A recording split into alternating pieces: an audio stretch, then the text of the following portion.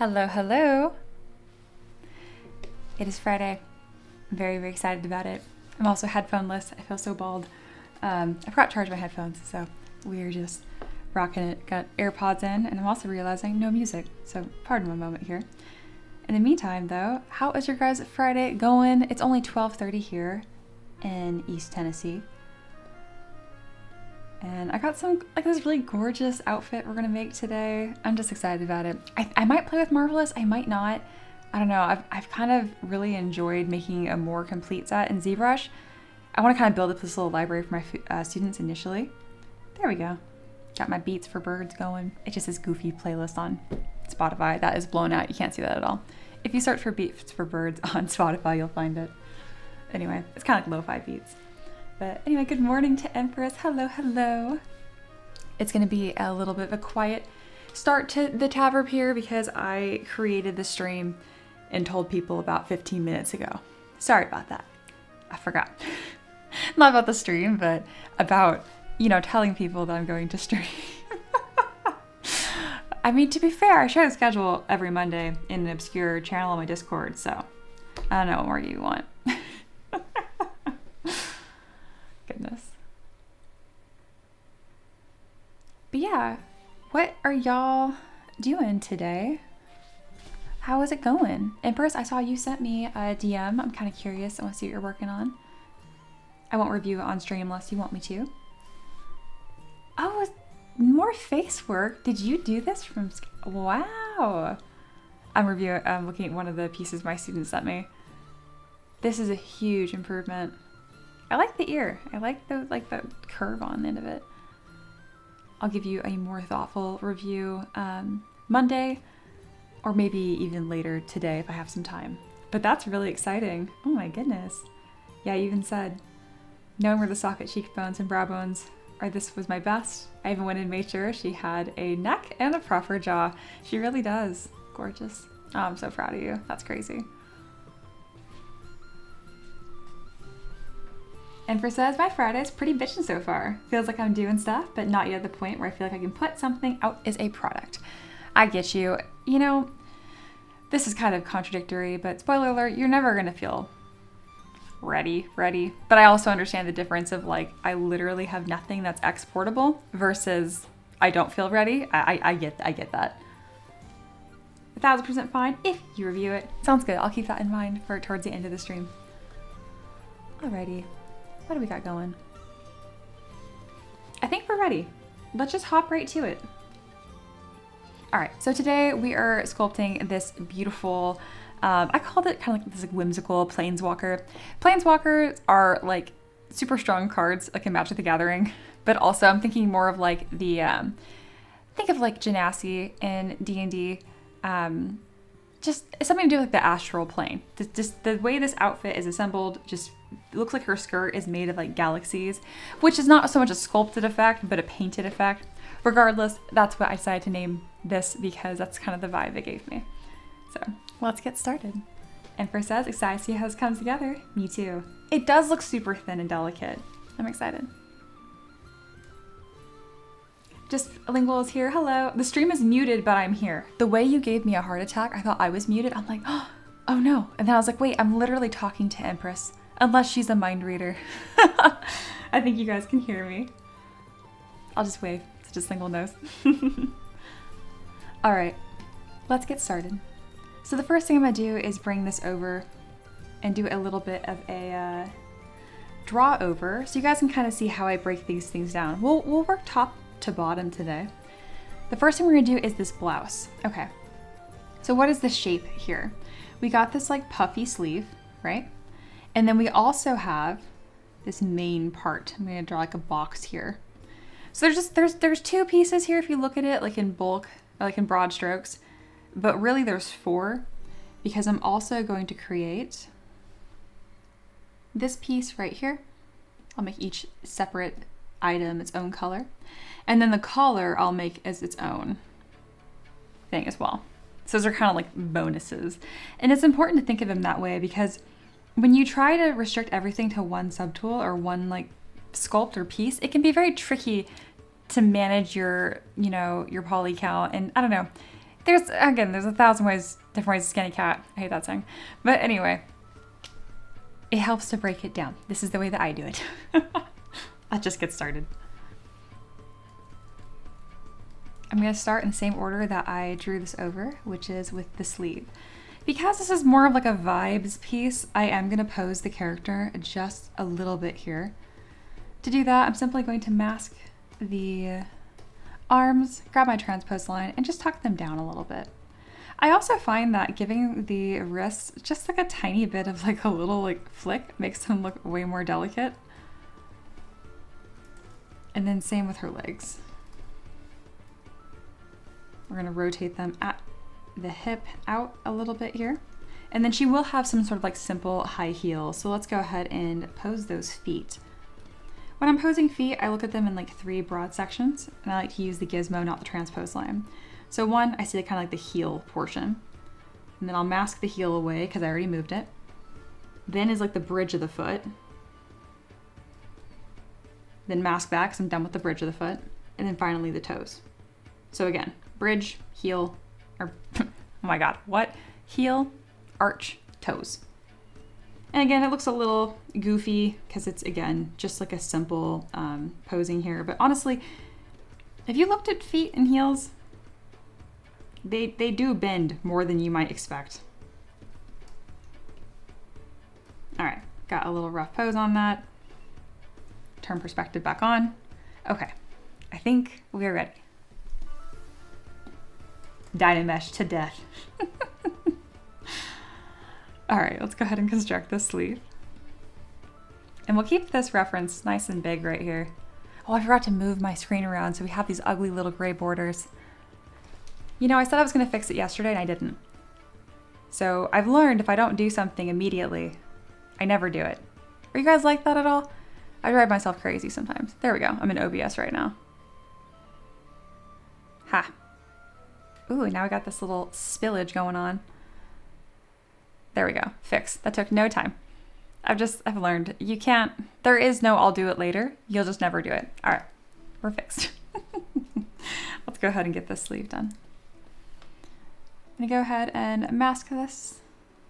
There we go. And I'm paying attention to where that seam is going to be on her shoulder. So I'm gonna take these 2 separate subtools and kind of use that to my advantage. So it's kind of off the shoulder a touch here. Now that I have that shape, I'm going to extract. And again, I don't show my UI in these more recent streams because I think people get really caught up on the exact buttons I'm clicking and the technique, and it's just so not important. I can think of 3 different ways that you could have achieved this exact same thing. So really just pay attention to like, what shapes am I constructing? How am I constructing them? If you want to be cute, like, well, how? I need to know what buttons. You know what I mean? Shapes. I don't care how you make the shape. Think about the shape. All right, got that white color here, and now we want to have it's kind of like, again, this rounded, tapered shape, right? How many times can I say shape? All right, we're gonna mask the top here and the bottom, and now I'm gonna come with my inflate brush, and look how nice that is. I find that the more time you spend thinking about how you're gonna get something done, it's rarely time poorly spent. So don't just like come over and like panic sculpt and click a lot. Just like put your pen down and like, okay, what is the best way I can get that shape down with like the fewest strokes, whatever. Kind of like make it a game. I did polish by features to round it off even more. And I'm pretty happy with that. I'll use the move brush to kind of tuck things in just a little bit. All right, I'm pretty happy with that. We're gonna move right along. Hey, Foxy's here. Hello, hello. Sorry, is Mia doing a foot tutorial? You know it, we're starting Friday off strong. Oh, goodness. I was wondering how to break a foot for heels. Now you know. Beautiful. Beautiful. Empress talking about, if you say you're going to do something later, you never will. Just do it right now. And Empress mentions, you mean like adding the most used buttons and brushes to my UI? Been procrastinating that for weeks now. Are you in front of a computer? Do it right now. There, we're being accountability buddies. Shape, shape, shape, shape, shape, shape, shape, shape. Yeah. Hey, Aloha, welcome in. Beautiful. Oh my goodness. Empress said, oh, Aloha, I tried to do a hand from scratch. It looked like someone ran it over. I didn't even make it to the fingers. What? You can do it. All right, if you're going to do a hand, sorry, we're taking the smallest detour because Empress, you can do it. If you're going to block out a hand, literally just take a cube, squish it down, bam, you got the palm down. If you want to be fancy, throw a taper on that. Ooh, fancy. Duplicate that shape.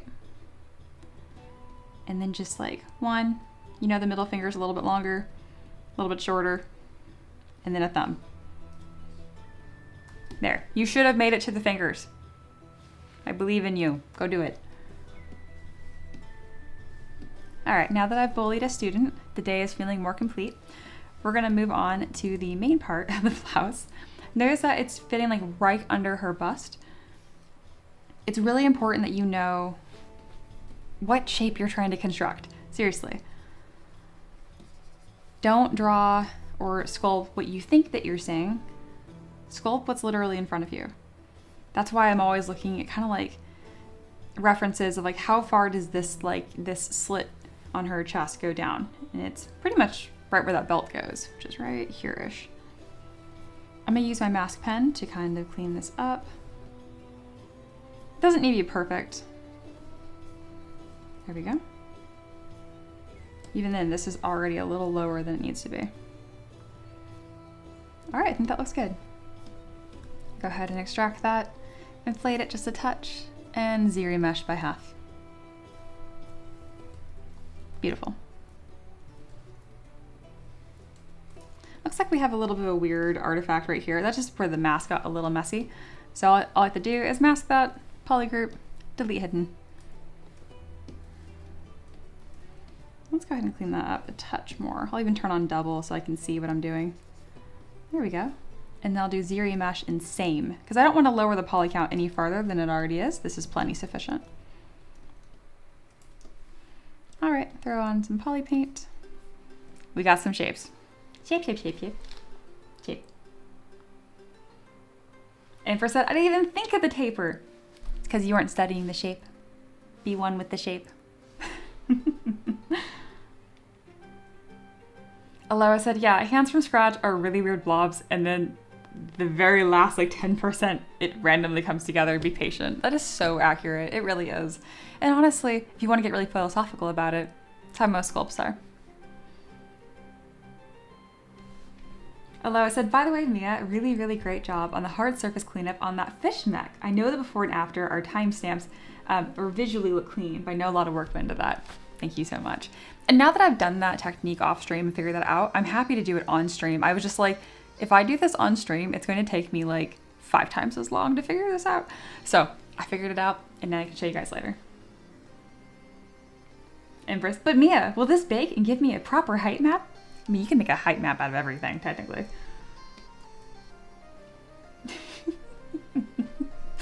A skill issue.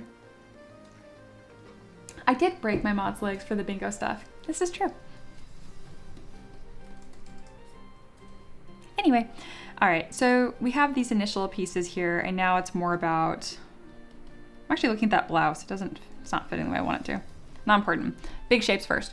We're missing that little cuff right here and then the collar. So let's go ahead and do that.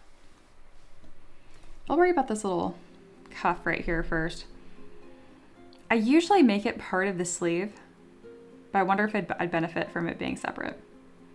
I don't think I would. I think that would make things more difficult.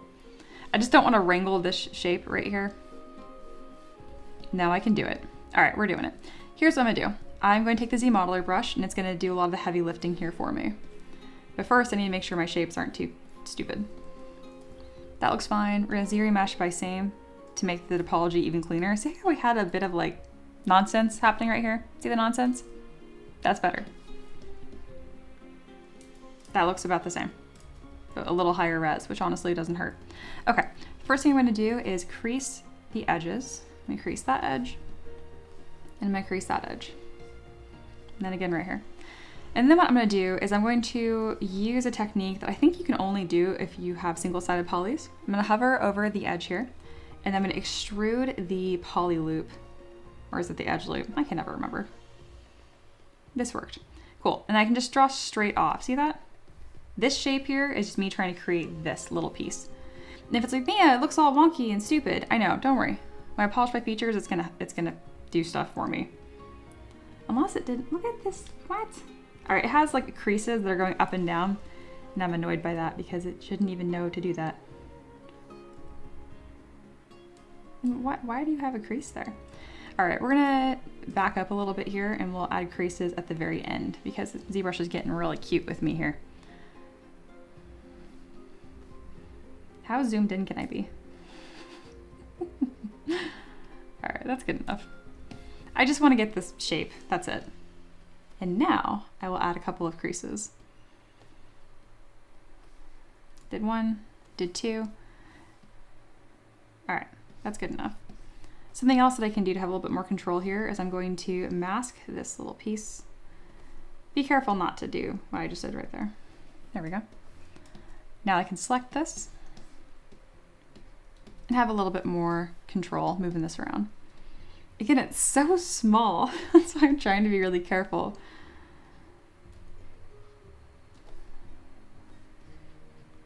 You know, it's funny, I'm probably just gonna delete that little section entirely, but it helped me have like the control to get to where I want, so we're all happy. There we go. Took some finessing, but we got to where I wanted to be. Polished by features, I also creased right here, and that looks pretty much exactly like our reference. There was some nonsense, because there always is.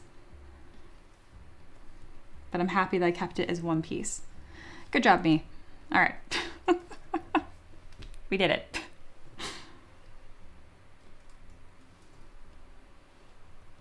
Empress, it's not wonky. It's got personality.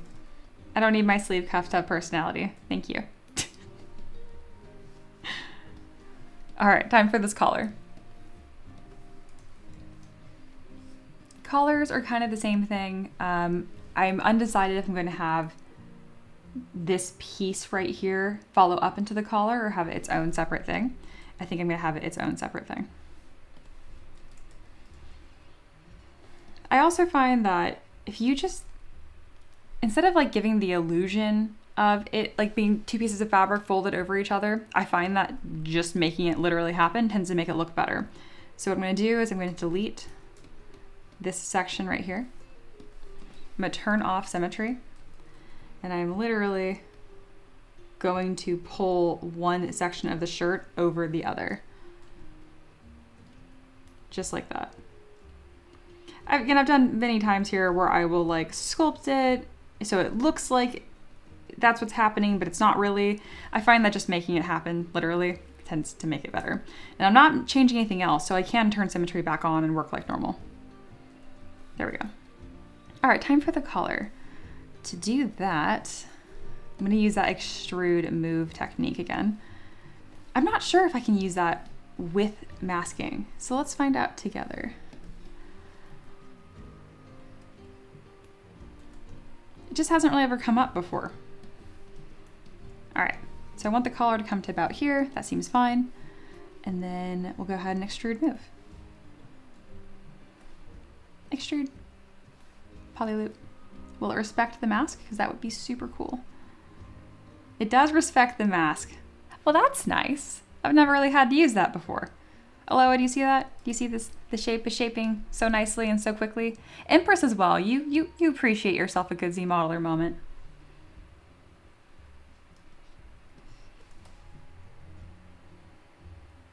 Ooh, and then it didn't respect my edge the second time. That's fine. I'll just do it again. I remember watching a tutorial on how to create a collar, and it was a hell of a lot more steps than this. Maybe I should make one. All right, and then move topological. Ooh, that was funny. So if you ever have this happen where your brush is not reacting the way that you expect, I already know what's happening. My draw size is set to 1. Watch. How did I know? Because I've done the same mistake a million times. When your draw size is set to 1, I mean, maybe they fixed this issue recently, but in ZBrush 2022, it really upsets a lot of brushes. So just keep that in mind. If your brush is acting ridiculous, that's probably why. All right, and then we're just gonna manually fold the collar over.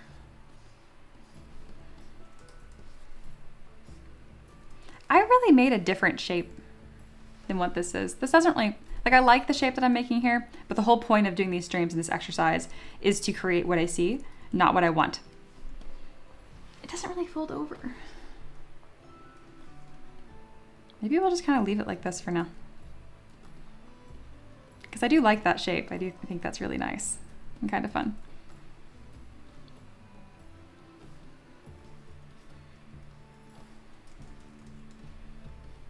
All right, well, I'm happy with that. We will go ahead and name this shirt and sleeve.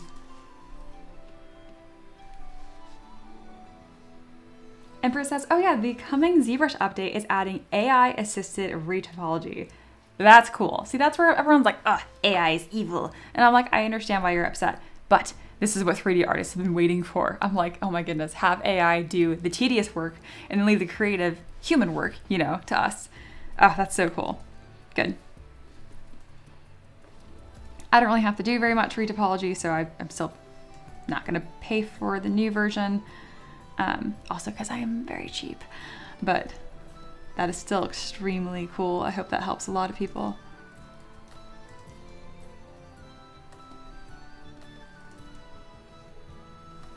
All right, the blouse has been blocked out. Let's go ahead and get to this belt.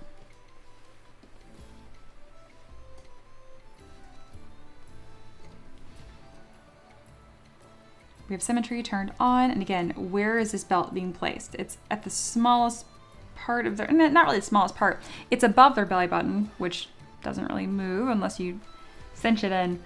So I need to make sure it doesn't go below her, where her hip starts right here, because that's what's giving that hourglass shape, is by having the fabric around her hips flow away from it. I harp on it all the time because I think it's really important. You don't get that like figure flattering look by crushing organs. You get it by having clothing fit the body nicely. Because I mean, think, if you had to just be tiny, then clothes wouldn't look good on anyone except for models, which is obviously not even close to the case. So don't be lazy. Don't just crush the body. Make the clothing fit the body nicely.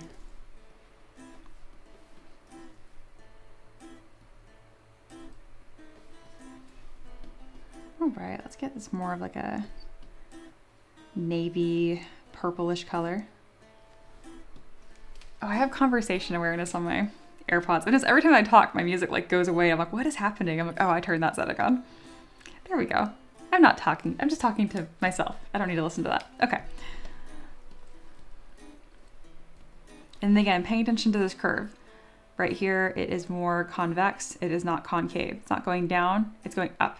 Rainbow, not smiley face. Here, that might be more helpful than concave or convex. Anyway, rainbow. Bam. And on the bottom, you can't really see it because there's all this filigree and stuff. But I'm guessing it's going to be smiley face. There we go. All right, that belt was really easy. That's been blocked out. Done. Time for the leggings, which have all kinds of crazy patterns on them. This is gonna be a really easy one. You're just gonna mask in a box. I'm gonna go ahead and mask pretty much everything except for her toes, because I don't want to deal with the toe topology. Extract. There we are. And that's just because the top of her foot is going to be visible. They're kind of like pantyhose.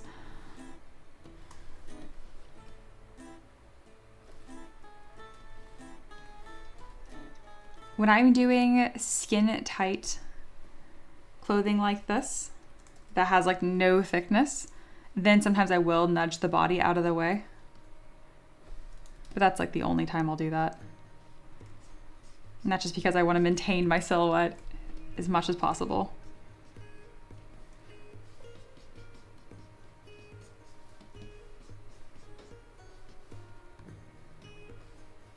Oh my goodness, there's like a hole in the side of her leggings here.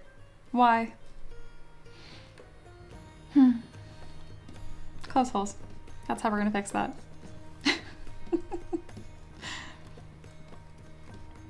All right, and let's get the color a little more correct here. It's more of a bluish muted gray. More like that. And we'll get into the finer details of that later.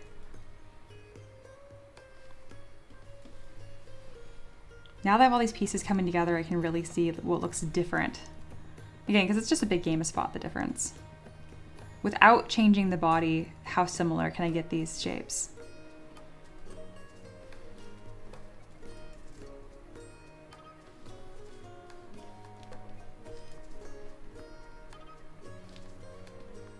There we go.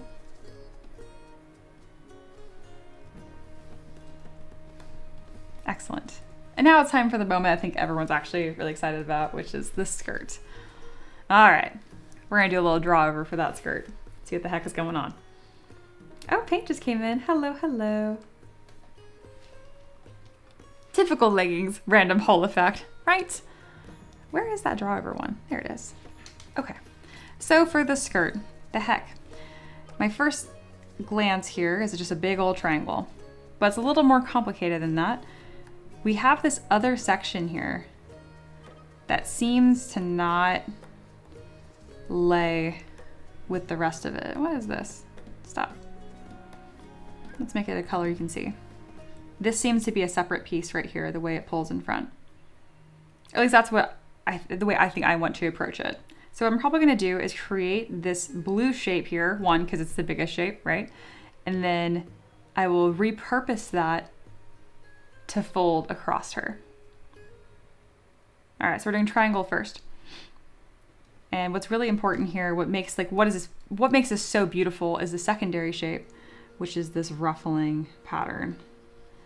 By the way, that's how I figured out how to do ruffles. You guys have seen me before where I'll like mask the bottom of like a ring and then extrude that outwards. That's why I know how to do ruffles, because I just traced this and I was like, what does that look like? And I'm like, oh, it looks like nonsense. That's cool. And if you scribble, you do get a ruffle pattern. It's quite cool. All right, feeling brave. Oh, Duke is here too. Hello, hello. It's a party. And Paint said, hi, I missed the announcement. It's okay. No announcement, just that it's Friday. There is a TAVERB menu today. Again, so if you guys wanted to extend the stream, there are things you can do for that. You can even pay for a model or a character or creature for next week, but only Monday, Tuesday, Wednesday. You have to pick one of those 3 days, because otherwise I'm out of town. It's not cheap, but it is an option. And Fro says, I like that interpretation. I was thinking it was a smaller skirt on a larger skirt. That's what I thought at first too, but just seeing the way that it kind of like hangs more like a sash, very interesting. Paint, redeem. Details on that is in the description of this stream. Again, I know a lot of you guys are in different spots of the country, so I put like the US dollar currency, but I also put the color, just to make it simple. Okay. And if you're colorblind like just lingual, I'm sorry. I didn't think about that. All right, we're gonna start creating this skirt right here. The way you're gonna start this shape is pretty much like a belt. Like this. And it's a bit higher up. Let's go ahead and do that again. It's gonna fit right here. You can mask through other subtools.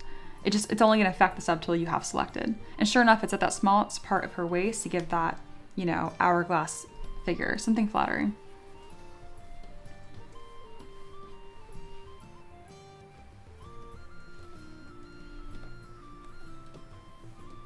There we go. Let's make that a touch larger. And then the color for this is like all over the place. We're gonna go with just like a palish pink while we're concepting.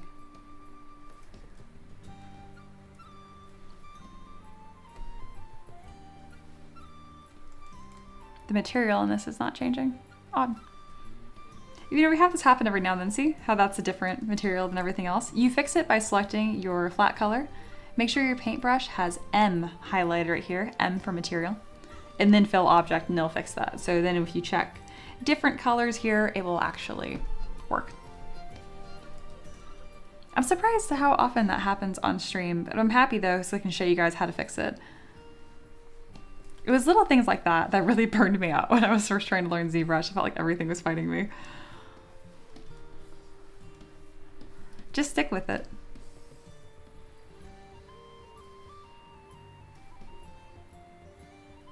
Looks like our mask got a little funny here. We're actually going to subdivide this just once because we are manipulating this so much. I really want the polys. So stretch straight down and then increase the size. I'm doing that by grabbing this little yellow square.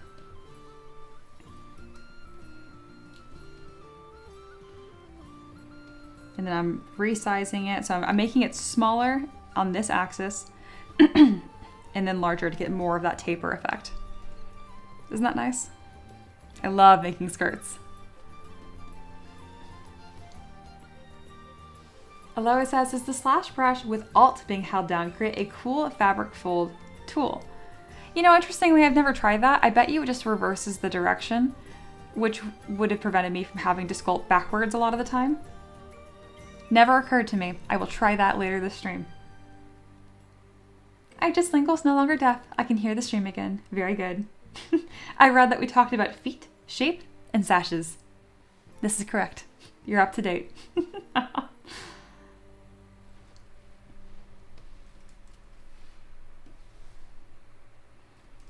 All right, we have that beautiful shape. Let's fit this just a little bit more.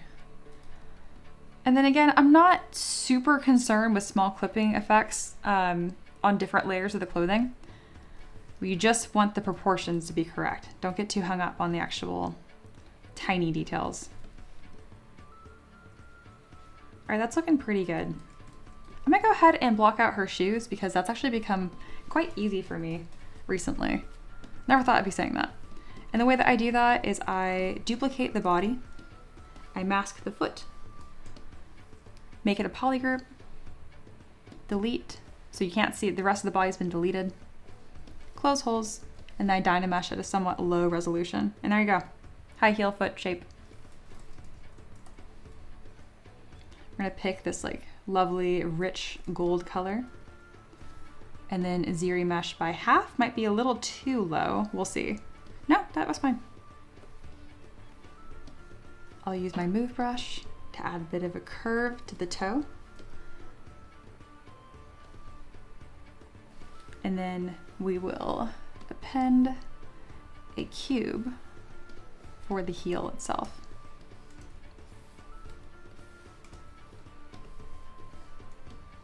Where is that shoe? There it is. We'll name that high heel.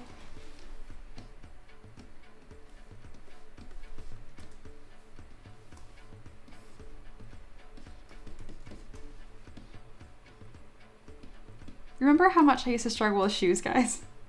Don't get me wrong, I'm not like a shoe master, but this took like 30 seconds and it looks recognizable. I'm very proud of that. Similar to before, using this taper trick really does a nice job and looks more like a heel. Let's go ahead and mirror and weld. And then back to the shoe shape. And let's fit this a little bit better so you can see all the, so the trick to making shoes is just understand the different parts of the foot. You have the heel, the arch, and the toes. If you really understand what those three things look like, you can build shoes.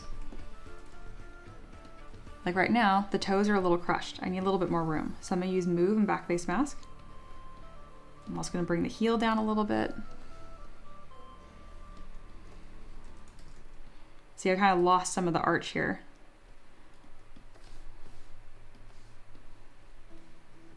There we go, merge down.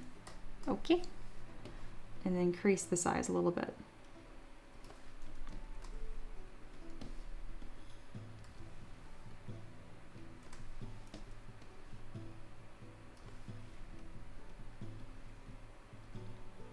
Similar to sculpting hands, shoes are very sensitive. You know when they look wrong, but you don't necessarily know what's making them look right. That's what's so tricky about them. Let's go with a lighter gold here. There we go. And then this heel actually is much more open. I just figured I'd get the general shape and I can subdivide a few times and then just like carve it out. I don't plan to make a super fancy shoe here. I just want it to have some semblance of shoe.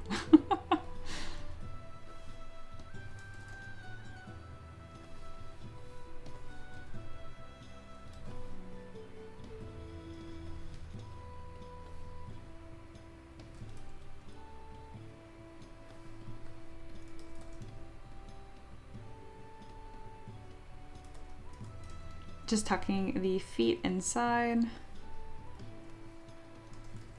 Same with the leggings. Okay, that is good enough. And then we'll do some like fancy wrapping and stuff later. Shoes, Mia likes doing them. I know. Madness. Oh, I haven't saved this yet. We'll call this Whimsical Planeswalker. This is October 24th. There we go. Empress says, I swear to God, you make the tutorials like 30 plus minutes long look like ass. I know. I'm glad you say that because I have disproportionately strong feelings about bad tutorials. One, I'm mad they take so long and I have I have no patience. Two, I feel guilty because they don't have to put that content out there and I should be appreciative that there's even anything for me to watch. And then I go back to being mad because I'm like, it's been 5 more minutes and nothing's been done. So it's quite the little clusterfuck of like, of annoying. I hear ya. I really do.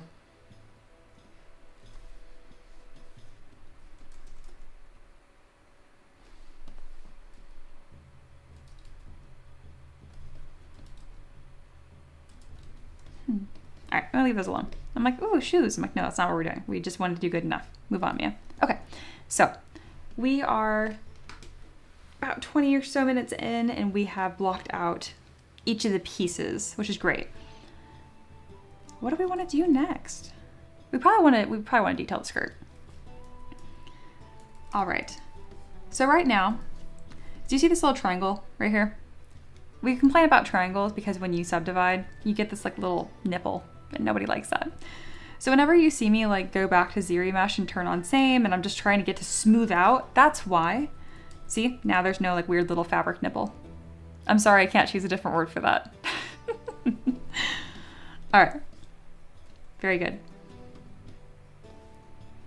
So I added some subdivision levels here and now I'm gonna try to get this, you know, beautiful ruffle effect. My go-to is like, oh, take the move brush and just be chaos. But I know that doesn't work. And what's really happening here is pretty much just like layered pipe folds. Or is it just a bunch of, what the heck? Okay, are these petals or are these swooshies?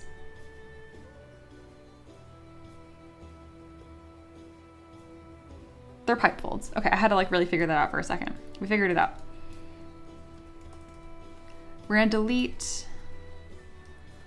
We're gonna find like a medium level of poly density. Do you see how like this is super low?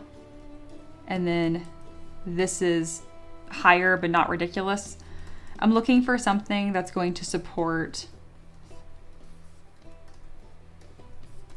this kind of deformation. I know that looks insane.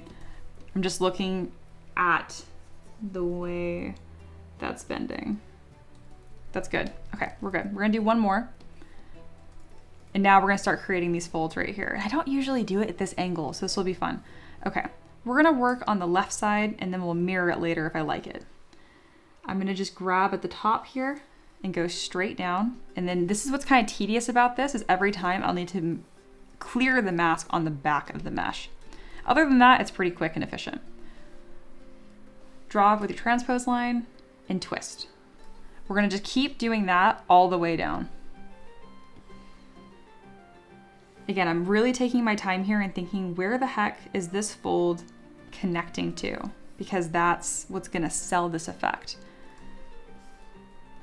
Fabric folds do have an element of randomness to them. However, they do respect gravity, especially when it's drapery like this. I do think they're all gonna be folding the same direction.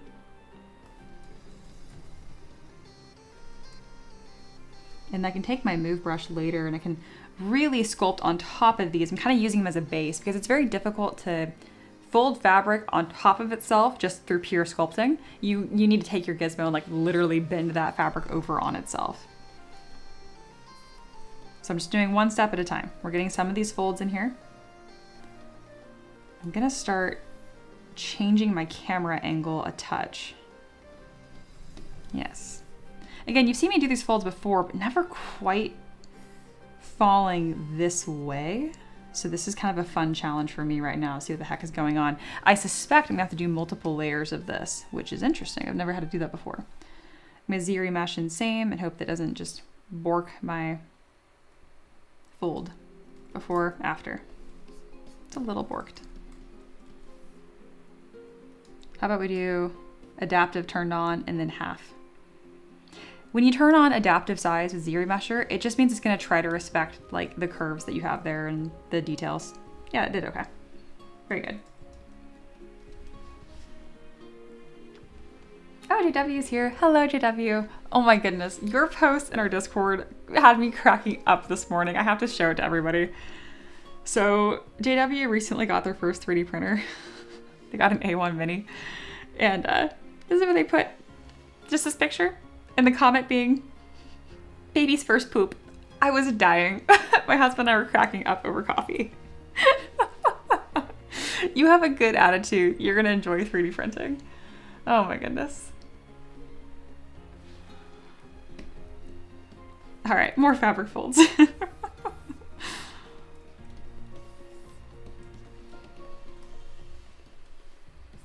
I don't always, respond to stuff in the Discord, but I'm always watching. Oh gosh, that's a missed opportunity. What is that from Monsters Inc? Always watching, or whatever. What is her name? Does anyone know her name? You know, the slug lady? Love that movie. Okay.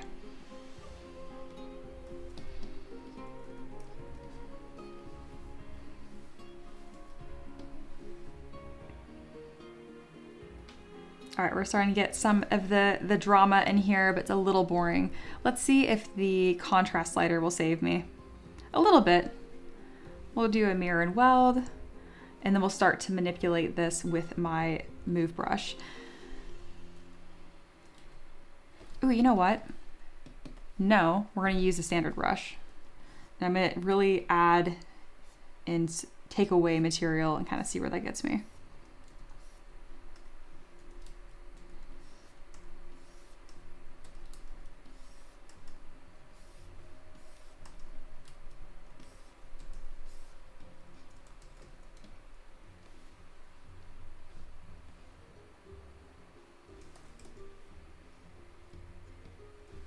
Paint says, odd idea / question. Could you make a tube brush and make the ruffles pattern, mask half, and then move to a point while tapering the end?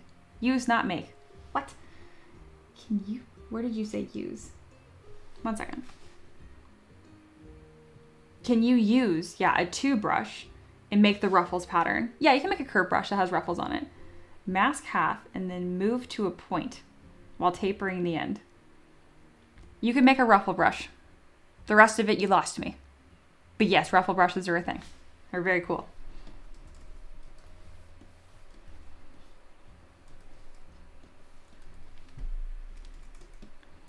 I think this approach looked fine. We're getting a little bit of like crumpled tissue look, a little bit. So I am thinking of a better way to do this. I love when I show you guys, like I do something and then I'm like, no, I could do this better. Paint says, shit, I will try to English better. All right, so here's what I'm gonna do. I'm gonna duplicate this and we're gonna scrub back to this base shape.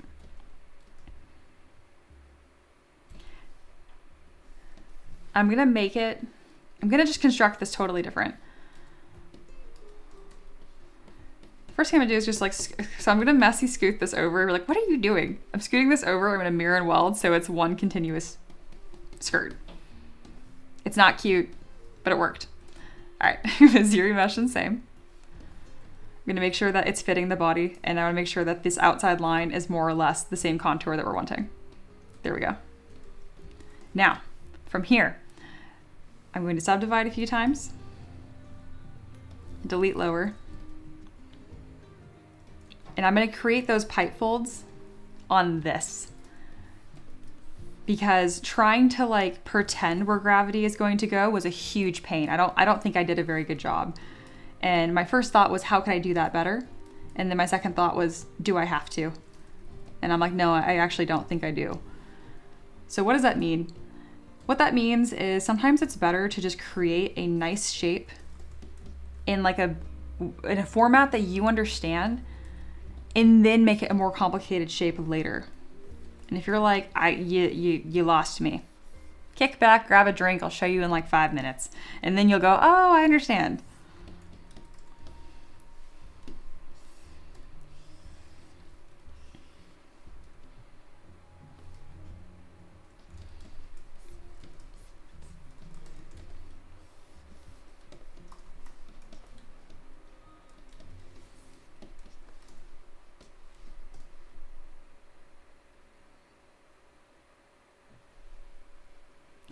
Paint is having a fit over there, but I love that you're trying.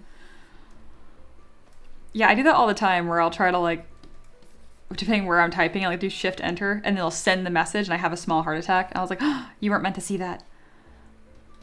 I'm the kind of person that used to spend 20 minutes sending an email just to make sure it was like formatted and like as coherent as possible.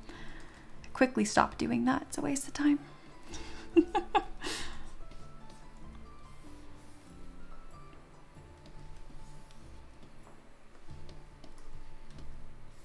So I know AI is a hot topic, and I know a lot of people like talk about using it for art and other things that kind of feel icky. You know what I mean? Like it just, there's a weirdness to it. I like using ChatGPT to write emails to people I don't like, and I'll give it context. I don't have to do this often at all, and it's rarely to do with my art business here. It's usually dealing with like customer service. Like we got a windshield and it arrived cracked. And it was annoying. So we got another one and it was cracked. And we went through 3. And by talking to them for the replacement for the 4th one, I was like, I'm going to lose my shit. But I don't want to be that person. So I just straight up was like, chat, you need to write me a nice email that's a little mean. And it was just instant. And it was so nice. I'm like, great. That took me 30 seconds instead of 30 minutes of me throwing a fit and like trying to like be rude, but not too rude, but clear. Not rude. But like, again, oh, it's so frustrating. That's a good use of AI to not have to deal with people that are wasting your time, is what I'm trying to say. Because these guys at the company don't care at all. And I know every time they see an email from Ricky or Ricky, that's the one handling it, I'm sure they were like, oh my God, these people again. And I'm like, I just want the product that I paid for. Anyway. That is why I'm excited, like Empress mentioned, that the new version of ZBrush is going to have AI assisted retopology. That's awesome. There's some like skill, and there's definitely skill, and there's even a little bit of artistry, I'd say, in like retopology, but not in like a creative sense necessarily. So I'm excited that that's going to take a weight off of artists, hopefully.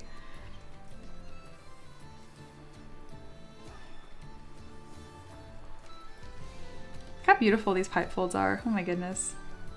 I love using this technique. And because I'm a little more comfortable with this direction, because gravity is just going straight down instead of like some other nonsense, I'm able to make them even more exaggerated, which is what I need for this skirt. All right, I just did one side. I think that's good enough. JW says, I've done that. And then to revise it, ChatGPT rewrite this, making it 10% more rude. 10% more rude. Oh, that's so funny. I like that. Paint says, I write rudely a lot, so I have to use it to make my tone nicer. I get that. JW says, retopo is the plate of peas you must eat before you're allowed to have dessert. That is true, except I feel like sometimes it's not just like a plate of peas, or a plate is a lot actually. It's like an entire squash, and I'm like, nobody likes that.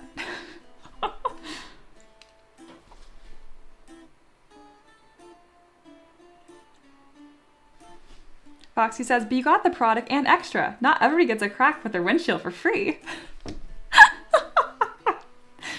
No. No. Okay, here's the idea. Paint says 1, make a wave with a tube brush. Okay, wave with a tube brush.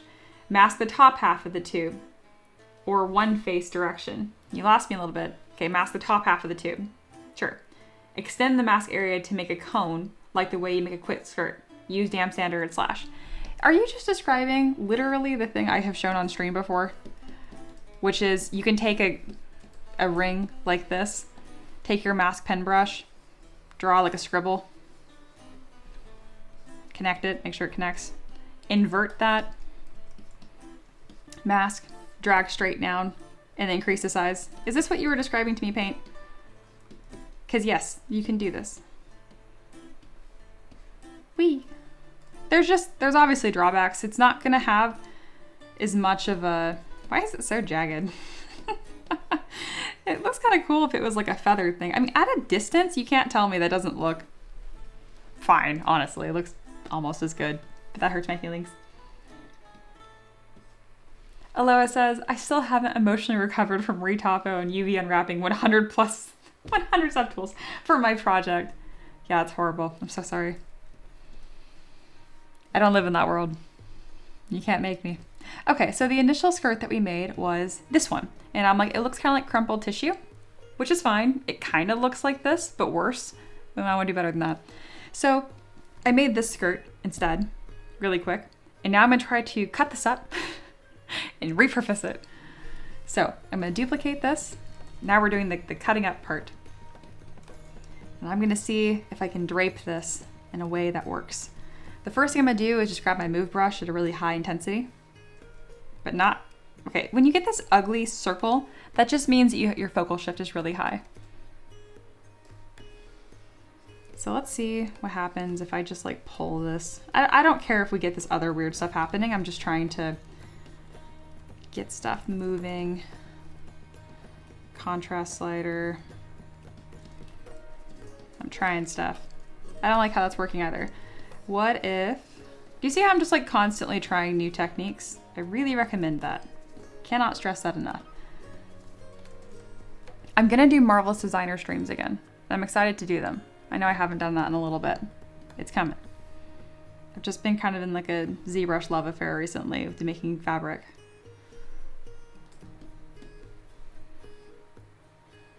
Z-remesh by half. Get that line cleaned up right here because that doesn't look good. Stop it. All right, we have this piece. We have the original still. Always keep your original. We now have this piece here, and I'm gonna see if I can drape this in a way that makes sense. I'm gonna use my transpose line. I don't know. What if I, oh, did you guys see that? Did you see that? This is what I'm talking about. Just keep messing with shit until you find something that might be cool. And if anyone's like, oh my God, what is she freaking out about? I had this piece and I'm trying to figure out how to make it look like this. And so I took my transpose line, I drew a straight line at the bottom, and then I just pulled it up like that. And it's totally looking like this. That looks way nicer than my tissue paper skirt. Yes. Love that. Now do the can. Orange is here. Hello, hello. Howdy, y'all. Damn, that's a nice dress. I want to make one too. You should. You should. We'll make it a dress party.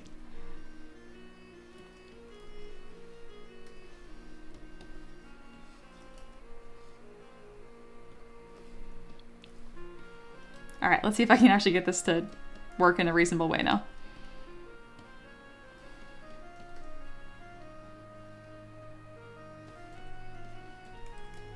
I'm pretty freaking pleased about this.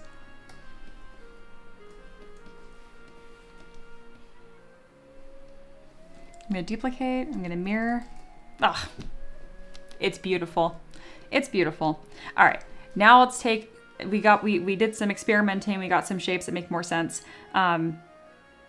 Let's remember the prompt.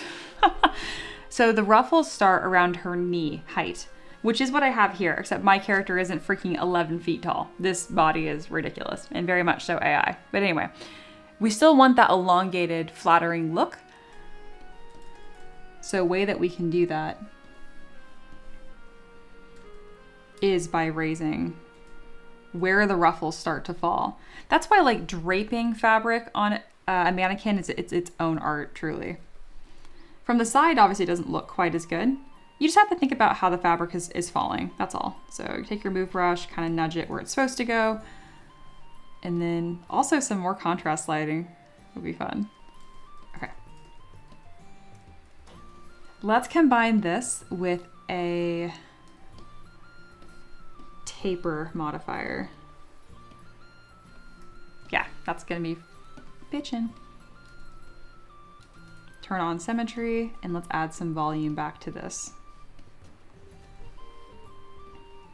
Oh, it's so pretty. Oh, I love it. I'm gonna turn off symmetry and I'm gonna scoot one side of the skirt to fit her body. And then my favorite trick, mirror and weld. I haven't seen any other artists do this dumb little trick. I don't know if it's a trick because it's so janky, where you just kind of scoot things over and then mirror and weld. It works.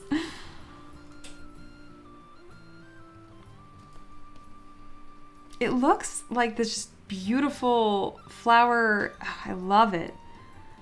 Again, it's not quite the same shape as this, but we're really close. I'm gonna take my move brush, have the brush size really large and the intensity around 50, and we're gonna just gently pull this down. Almost looks like a fabric sim moment.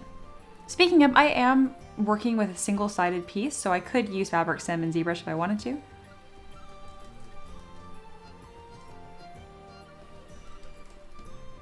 Okay, I'm really excited about how this skirt is happening.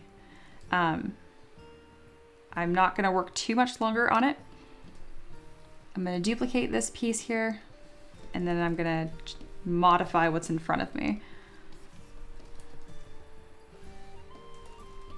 Let's go ahead and mask this out of the way. Get more of that high-low look. Well, not high-low, but just asymmetrical. Get out of here, random topology. Boop. There we go. That's correct. I created a hole in the skirt. Say it. Okay, we're not gonna fuss about it. There we go. Now I'm going to duplicate this entire skirt again, and we're going to create this secondary piece I was talking about. So I'm just going to mask this loop right here, polish by feature so the edge isn't all jagged and nasty. Make it much smaller, and then we're going to kind of pin this on top. That's how I did that initial like draw over at the beginning of the stream. And then from this, let me try something. I think I can use a bend curve moment. I'm thinking about where the fabric is gathering first, so you kind of get your start point.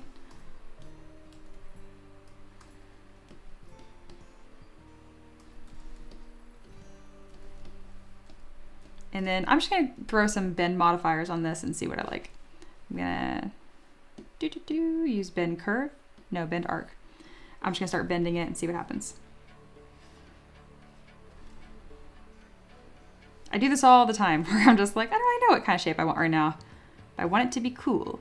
Okay, I do like how it looks a bit more flared up. It's super dramatic, so I'm gonna keep that. Scoot this back in, rotate it down slightly, and then scoot it over to the front.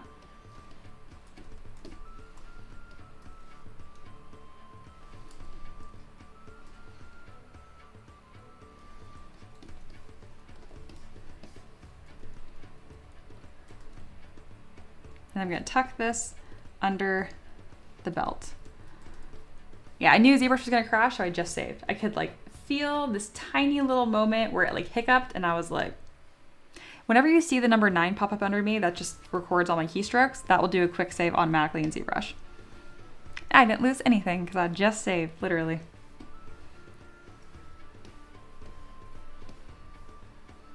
Sweet.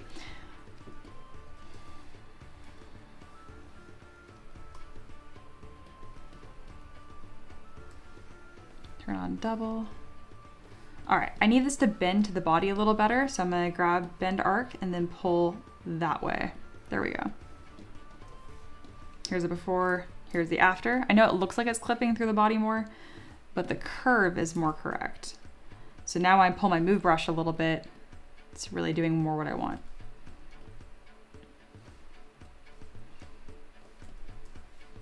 Grab my transpose line, scoot this on up.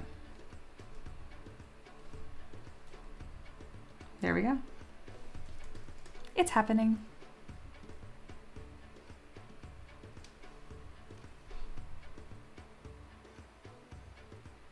Oh, really interesting. Alo said, man, by the way, there was a post that got pretty popular on social showing that if you're a 3D artist, then Discord really upsets a lot of the software. It showed before and after results performance.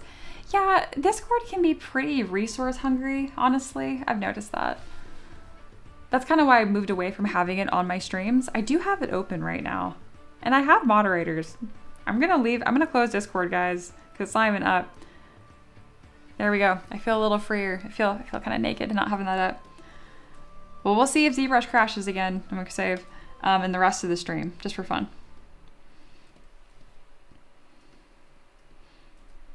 I know I shouldn't say that. You guys like immediately go to the Discord and cause problems.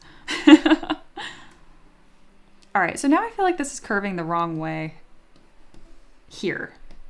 I'm gonna grab bend arc and pull it down that way.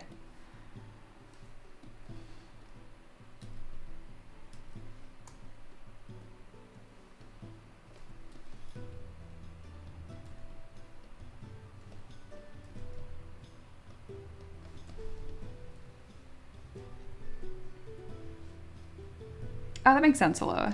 I appreciate you saying that. Yeah, because, dude, when I'm working just myself, ZBrush never crashes. That is a pleasure that is reserved for when I'm streaming.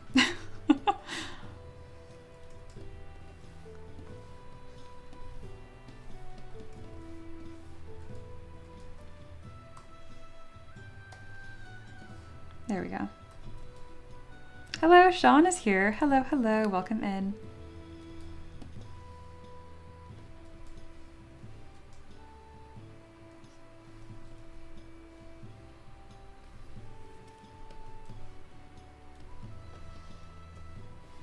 All right, I'm pretty happy with this. To get more of like this galaxy look, we're simply gonna use color spray. I'm not gonna get super into painting a galaxy because that shit is hard. We are just gonna do a good enough. I'm gonna start with kind of a dark base, fill object, and now come with my lighter colors. We'll pick kind of a richer blue up here. You see how color spray just like wants to be good? It just wants to do it for me. I love that. Good job, color spray. So I'm starting with these blues, and then I will come in with the whites and the pinks, working my way lighter.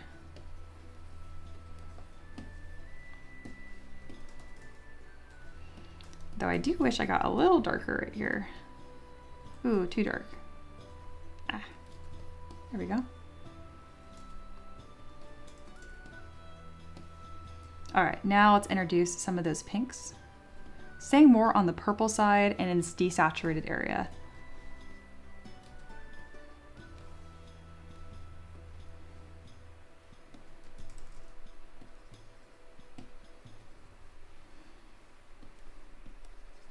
This is going much better than the first time I ever tried to paint Galaxy.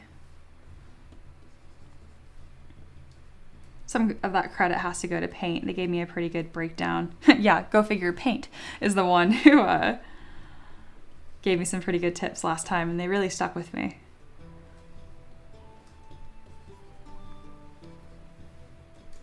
Something else you can do that's kind of a fun little trick here is if you can get your poly paint base down, but you feel like it's missing some oomph, come over to Poly Paint, which is a menu underneath Subtool, and click Adjust Colors. You'll get this menu right here, and then you can really kind of push things even further.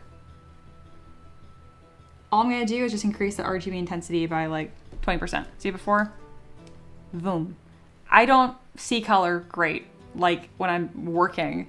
Like my color, my eyeballs are fine. My color acuity, I did like a test. I did great. I can see all the colors, guys. But anyway, when I'm painting, I'm not good at it.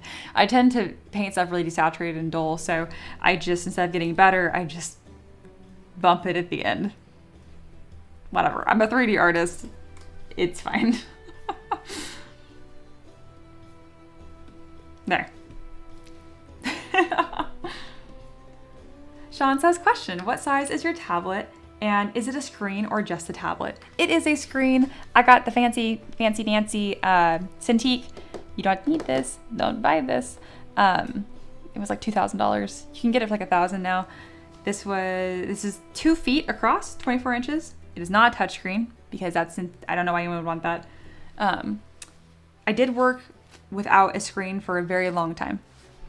And then I bought a Cintiq a few years ago and I've never had to use anything else.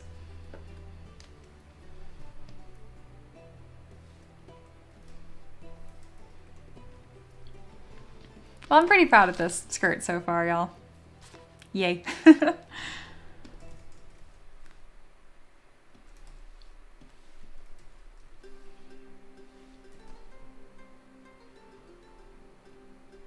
I always think it's funny that once I get like a subtool or like some piece of the model looking impressive, the view count always goes up. There's over 15 people here. Hello, hello. I think it's so funny. Because to me, as like an artist, like what's like the really interesting part is the beginning when it looks like crap still. But I totally understand that's like, you want to see something that looks good. You want to see something that's like fun to see the process and something that makes sense. I totally understand that. There's an artist I really admire, 2D artists, and like they do streams every now and then, and they spend so much time just like blocking out construction lines, and I think it's the most boring thing. It's not until they have like something created that I'm like, wow, I'm just as bad. All right, we're gonna create some fabric folds on the sleeves here. Or you know what, I don't even care what I work on next. I'm gonna leave it up to you guys. Get ready to vote. What next? Wendelier's here, hello. Sleeves, or you know what, I can say sleeve fabric folds. I know English. Shirt fabric folds. We can do belt details, or we can do legging details. All right, you have 4 things you can vote for. Let me know what you want to see next, okay?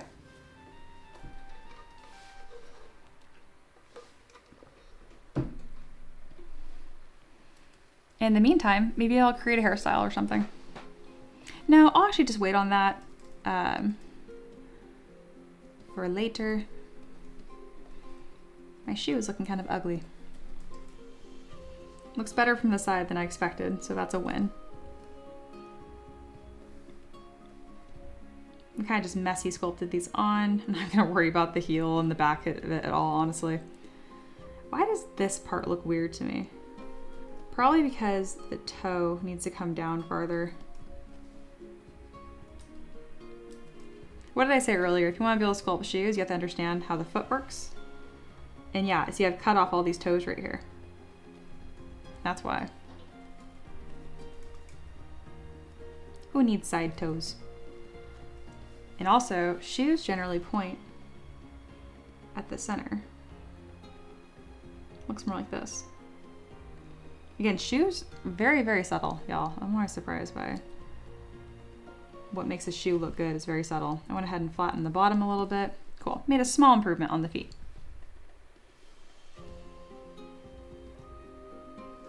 Aloha says, when I watch Mia work, I get most excited when I see a good base mesh before details entirely high. Primary shapes.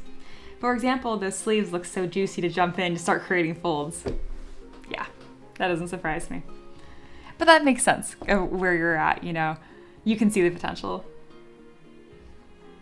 Just lingual. I too don't see colors great. When Delaire says, Mia, do you ever feel your engineering train kick in and accidentally use an abnormal language, i.e. calling one of your minis a deliverable? All the time.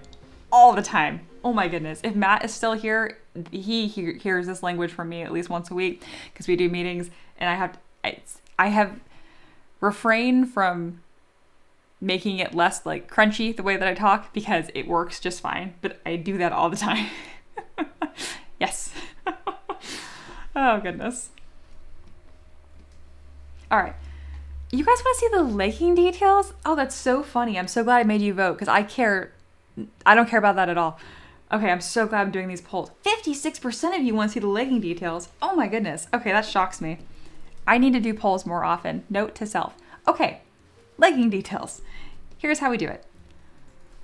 I close holes, so they're just like little tubes. I'm going to subdivide a few times. And I'm going to make sure the shape of her legs looks nice. And that might not mean what you think it does, where it's like, oh, perfectly curvy and stuff. I'm not going to like remove her hip dips. That's just what a body looks like. But she does have like a zit right here. Do you see this like blob right here? That's just a sculpting mistake. So I will smooth that out. Again, when I'm talking about making clothing flattering for the body and stuff, it's not about changing the body. It's about making the clothing constructed in a way that is flattering to both, okay? I harp on that a lot. If you ever watched like fashion shows, like the reality show, like Project Runway, like they have all different kinds of like models and body types they work on.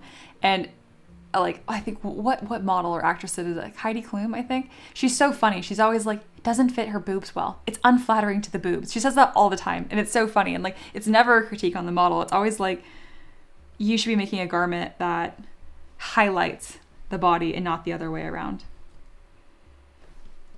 All right, I'm bringing this down a little bit so that her knees are more visible. Another kind of trick when it comes to legs is think of straight, curve, straight, curve. Straight, curve. Straight, curve. If you weren't looking, all it means is that they come in pairs. So where the front of the leg curves, which is the quad muscle, the back of the thigh does not. Where the front of the shin does not curve because it's a bone, the calf does curve because it's a muscle. And you get these beautiful lines. See that? That S curve there? Very cool. And I'm bringing that up because that's going to come into play when we detail these legs. Are these shoes not symmetrical? They feel crooked. I guess they're fine. All right. Any questions? Foxy says, do not fall into the project management language trap. Oh, I know, I'll be good. Paint says, seems like this channel's audience likes legs. I think so. I love that. All right, we are going to darken the leggings a bit, and I am using color spray. So let's darken this a bit. Get some of that galaxy effect going on here. We're going to change it to drag rectangle and just drop in some black because I don't like that her feet ended up green. All right, the next thing we're going to do is add some really tight little fabric folds. You guys don't care about that. We'll do the shiny details. Okay, so to do the shiny details, we're going to use curve tube, okay? Come up to stroke, enable size, and then flip this graph. And if you're wondering, what does that achieve? What that will do is make the brush taper for you. Come back to the leggings, duplicate them, and delete subdivision levels. Why do we do that? Because I want the curve details we're gonna do right here, all these swirlies and nonsense, I want them as their own subtool. Why? I just like more control over having my details separate. I don't know, I feel like it might be helpful later. And it's harder to construct that later than to just do it now. So I might as well have the option. Okay, so see how this is curving or tapering by itself? Look how nice that is. Also, it's not sticking to the body. You can fix that. Go to picker and then just see how it says once C. Just make sure it's continuous. So that means it's going to be following on the Z axis. Whenever it hits a mesh, it sticks to it. So now it sticks. Last but not least, we're going to bring up that gold color, make the brush size smaller. All right. I'm going to isolate this and we're going to follow as much as we can of this scribbly design. Again, it looks random, and it is because it's AI, but we're smarter. We human be smarter. So we're going to make this flattering. And the way we're going to do that is by following the curves of the body. Curve brushes, if you click anywhere near them, they want to follow you and be your friend. In order to break up with them, make sure there's no dotted line. Just click somewhere on your mesh.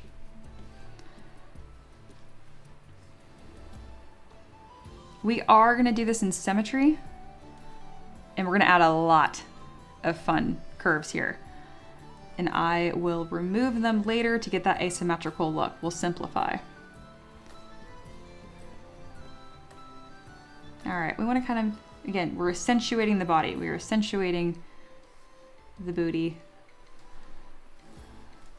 What would be most, think of like leggings are supposed to be like really flattering and stuff. They always have a curve right here. If you watch enough of my streams, you'll never look at clothing the same. It's all very, very intentional. Even where like the seam on your shirt is. And it's like, oh, well, a sleeve connects there. I'm like, yeah, but why is the seam here and not here? You know what I mean? It looks better. Fits better. So right here, I'm trying to kind of curve with that quad muscle, and then it ends right above the knee. See, that's already kind of a weak curve. You want to create a flattering illusion, you want to really exaggerate that. There we go. There's that kind of like beautiful bend, right?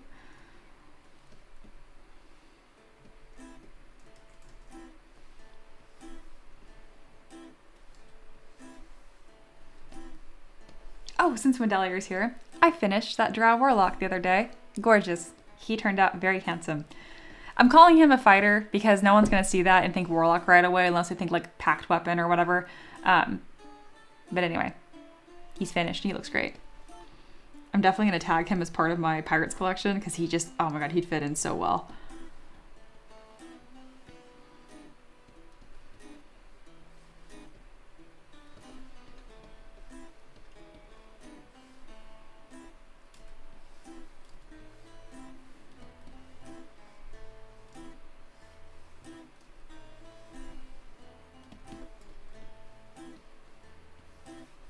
I saw a tattoo on someone recently. It was something online. It's very much like tattoo shaming where like they had like the skeleton underneath and like you have two bones right here, your tibia and your fibia, and they were swapped. I'd be so devastated if that was tattooed on my body and it was wrong anatomy. Oh goodness. JW says, time for weekly D&D. Remind me why my cleric of Sarane, I should know this, is traveling around with a thief, an arsonist, and a murderer again. Yippee! I know the yippies from the model, but that was a really fun bit in the chat. Yeah, why are they? Maybe because they're the voice of reason. Maybe because you're a good influence. For some reason, I highly doubt that. All right, spot the mistake. Okay, I'm gonna tell you. All of these lines terminate at the exact same point. Not very flattering. My bad. Also, these look stupid. They're a little chunky, so I'm gonna kind of just tuck these in. And we're gonna kind of just push and pull. There we go.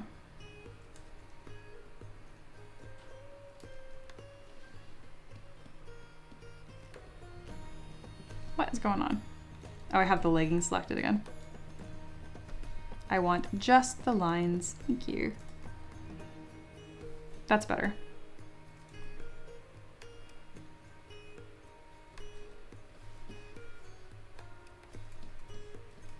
All right, we're starting to get some of that cool detailing. Let's keep on going.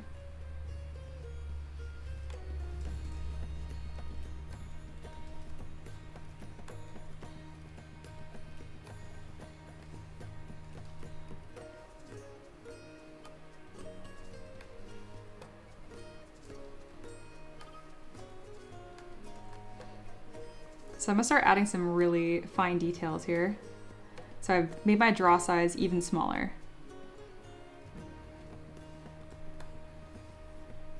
There are some connecting lines that go across the knee that I actually kind of like. So I'm gonna incorporate those as well. This is so relaxing. Oh my goodness. I really enjoy doing details like this. And again, I wouldn't have picked it if you guys didn't vote for it. This is what I had in my head slated out like for dead last if we even got to it. All right, that's all done. Next thing I'm gonna do is hide the leggings right here, delete hidden, and auto groups. This is how I'm gonna get that asymmetrical effect. I'm just gonna grab certain lines and then hide them and delete them.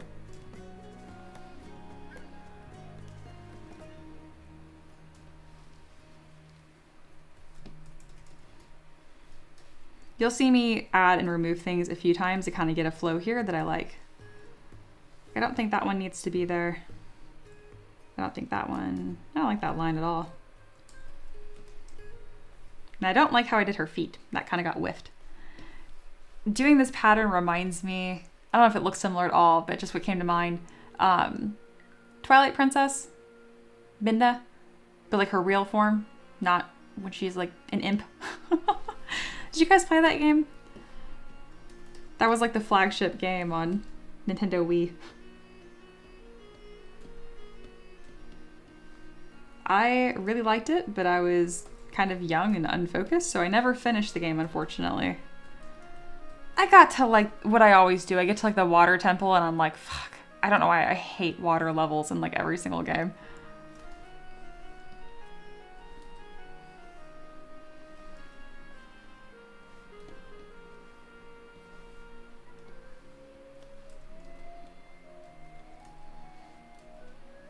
Trying to see how I want the feet to come into this. Stop it. There's kind of a slot. There we go. That's a bit more flattering. That does look really cool. Good vote, y'all. Where does the inspiration artwork come from? Pinterest, which just means someone probably generated it. Dragon's here. Hello, hello. Welcome in. All right, I want the high heels and the legging details to have some sort of shiny effect to them. So let's merge this down. And then let's pick, probably gold is gonna work perfect. Oh, it's a little more pale than I wanted. We're gonna go to mRGB because that has material and the color. So I'll click Fill Object, and now I'll go back to Sketch Shade. There we go, and kind of have that some of that shininess. I like it. All right, in second place, we had sleeve fabric folds. So let's kind of hop over to that. Fabric folds are so much fun. You just need one brush, at least for the preliminary stuff. So I'm at, this is, the lowest resolution of this is only 824 points. And then I may add a couple subdivision levels, so we're at 13,000. And then I'll start blocking in some of the fabric fold details. Oh, someone new is here. I'm gonna call you Sun. Sun says, not like you're my son, but the first, whatever. Sun says, you always do with color sculpting like this. I think it's fun. You definitely don't have to. It's even funnier because since you're new here, I designed for 3D printing. So it doesn't print in color. This is one of the dragons I sculpted. It prints whatever resin color that you pick, but I just really enjoy it. So yeah, yes I do.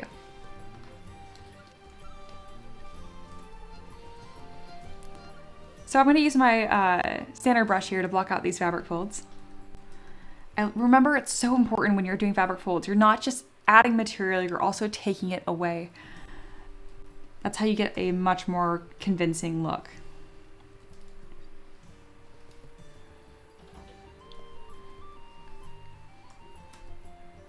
I kind of just add some blobs here, remove some blobs, paying attention whenever I hit like the elbow.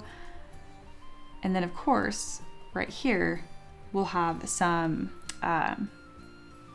compression folds. I kept wanting to say tension. I'm like, that's not it. Do you guys ever have that problem where you're trying to think of a word and your brain is like, this word? You're like, oh, thank you, but no, a different word. And they're like, same word. I'm like, no, again, I need a different idea. There we go.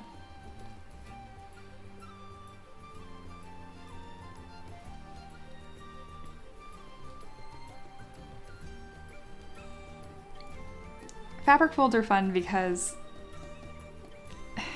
you can tell so much information by the way you sculpt your fabric folds. The thinner they are, the thinner the material will appear, and vice versa. But also, you can kind of add more than you need to. I exaggerate a lot. I put way more fabric folds on things that is really even humanly possible a lot of times. It's just fun that way.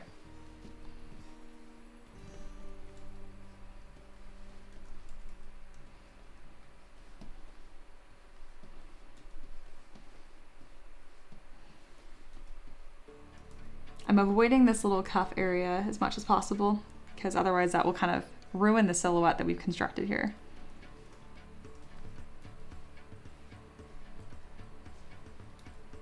Notice that I'm working with a large brush size and large fabric folds initially, and then as I keep working, they get smaller and more refined.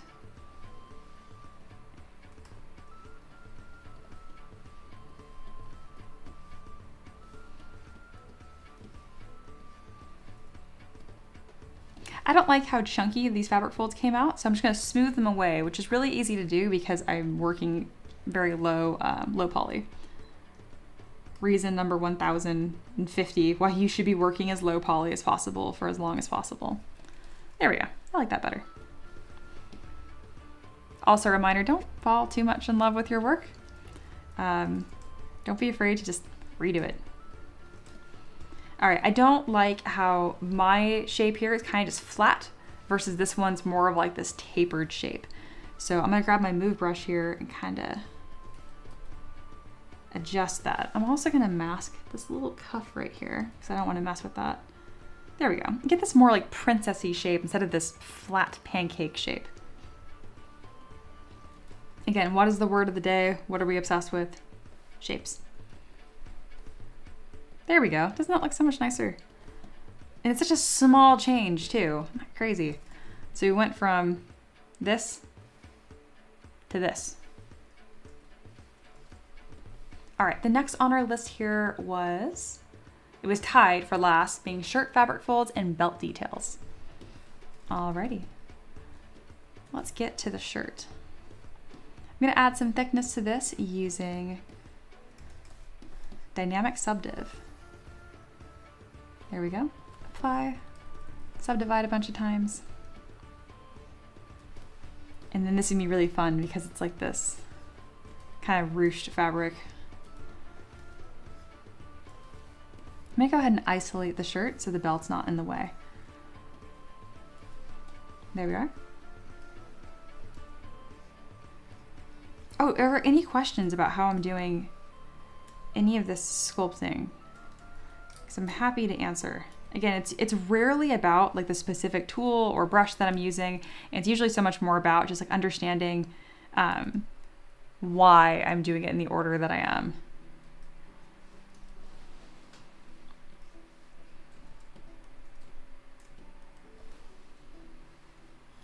All right, and then we get to the center point here, I actually lose symmetry. So we'll avoid that for now and come back to it. There we go. And then there'll be some tension folds right here across the shoulder.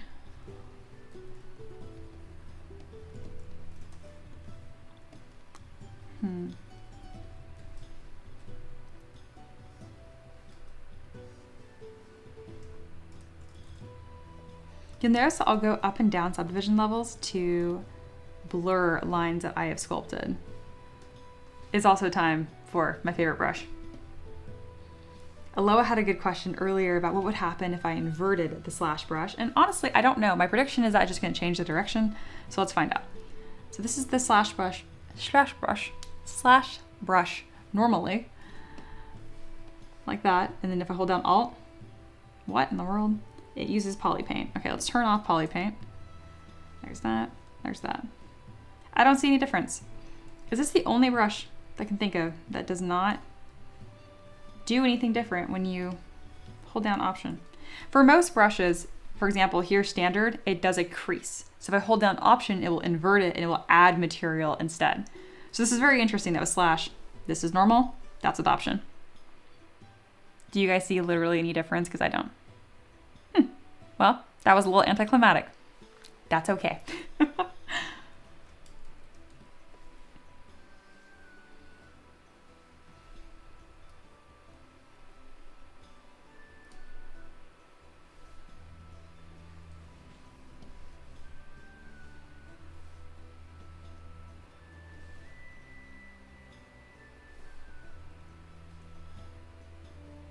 So we're going to use this to add the fold to the collar. A little untraditional, but it works. Add some more seams to make this shirt a little more believable.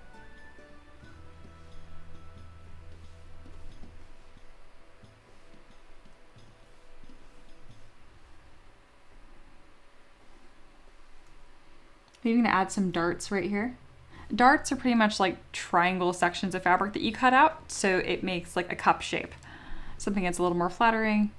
And I think that was called princess darts. Kind of playing with shapes here. Yeah, I'm happy with that, just the way it is.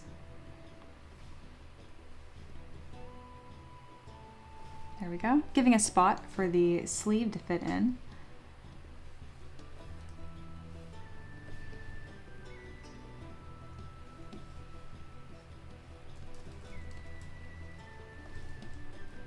And then let's add some buttons here.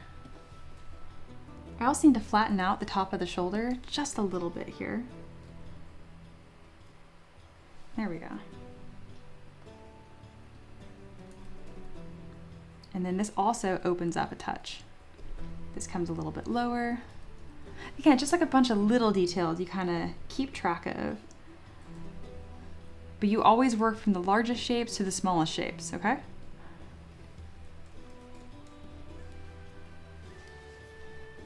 Why is Aloha crying? When Delia says, darts of fabric, bolts of fabric. Why is fabric so sharp? I never thought about that. Oh my goodness. For those that don't know, a bolt of fabric is pretty much just like a bunch of fabric wrapped on a big tube. I don't know what it's supposed to be. I think it's supposed to be like 50 yards or something. I don't know. It's just fabric wrapped on a big tube. How many yards? Can't spell. Bolt of fabric. 100. Oh, between 40 to 100. I was right. I said 50.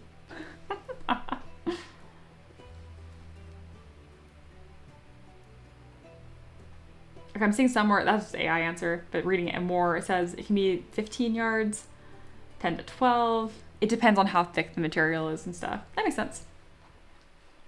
Dozens. Anywhere between 1 to dozens of yards of fabric. I roll my eyes, which is so funny. All right, so one thing I've noticed is like I like how sharp these fabric folds are, and mine are a little more gauzy. So to get mine looking a bit sharper and more like the reference, I'm going to use the damn standard brush, and I'm going to hold down Alt and sharpen these up a bit. That's what's actually happening is I'm not making them sharp. Wendelia, you have that in my head now. Not making them sharp. I am actually creating like an illusion that the fabric is folding over itself. So I wouldn't add this crease just in the middle, that makes no sense. I would put it on the edge here, like that, and that gives more of that appearance that it's folding over itself. There we go.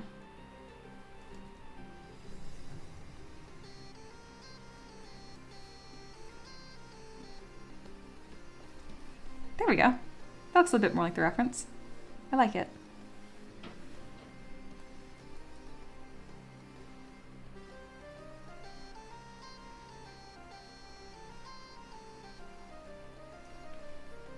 All right, we need to add some buttons and then some of this gold filigree detail. We got some buttons right here. This is just default in ZBrush. I'm gonna duplicate the subtool, delete lower, and we're gonna add some gold buttons. If you want them to be the exact same size every time, here's a trick. Click, hold down your pen, then hold down Command, and it will snap to a specific size. That size is dependent on your draw size. So if I make it 13 instead of 11, it will snap to that size. 7? Is that gonna be the happy medium? No. How about 5? Yes, there you go. So it's nice. Sometimes if I'm working on a really large project, I will write down the draw size I use for like nuts and bolts and buttons and that kind of stuff. I don't really like how these look, but I like details. So maybe we'll just add a couple right here, make them even smaller, and call that a day. That looks better. We'll just do 2 buttons, really simple. And then these are going to be the same beautiful gold color.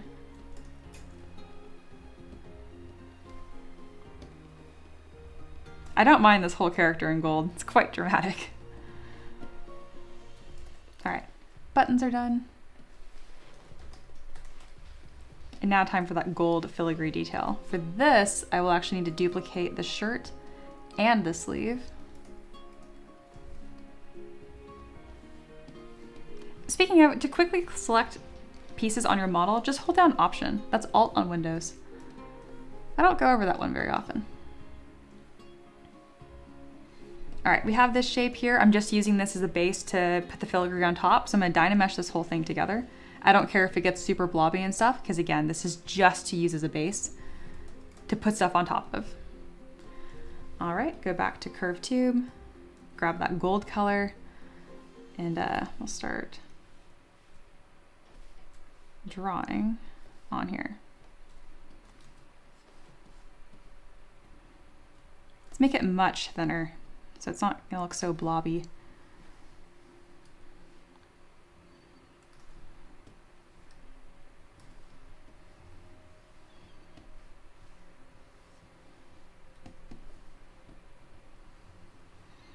I'm sticking very close to this sleeve right here, this seam, to make it as flattering as possible. I don't like that initial line that I did though. It kind of puts me in a weird spot. So let me just start back with this seam right here. There we go. And then build off of this, because it's very, very important, like the direction of this and how all this filigree is going to flow.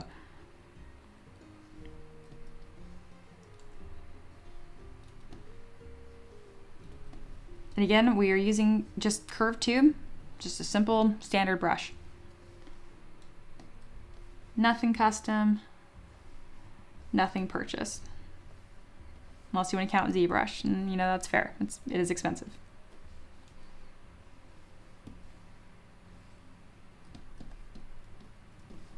All right, there are the shoulder details, nice and easy.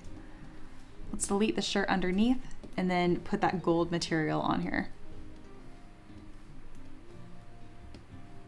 Perfect.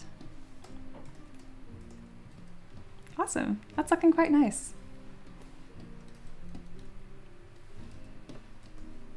I'm gonna add a few tight fabric folds to the back of the skirt here.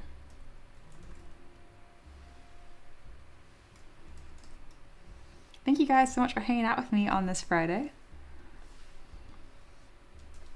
So whenever you notice that, like, see how there's a bunch of like circles that are built up right here? Do you see how it looks kind of rough, especially at the bottom? I don't like that. You can fix it.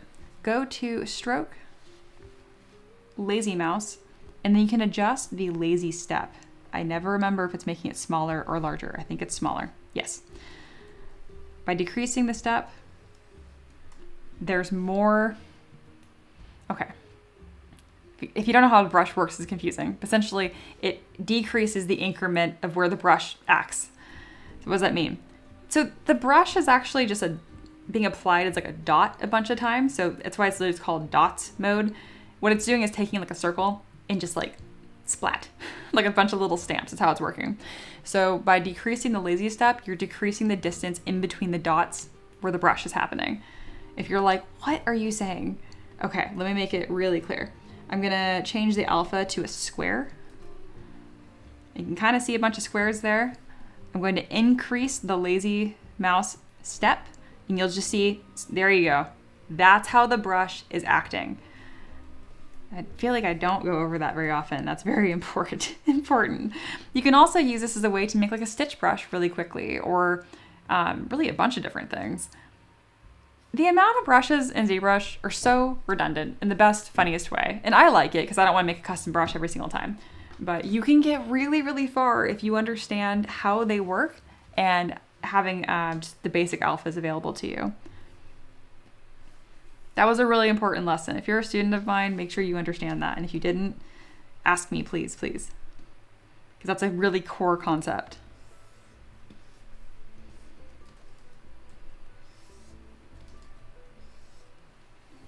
We're gonna delete that. There we go. Oh my gosh, this color is so pretty. Doesn't that just look dreamy? If this was in my closet, it's all I'd wear. I'm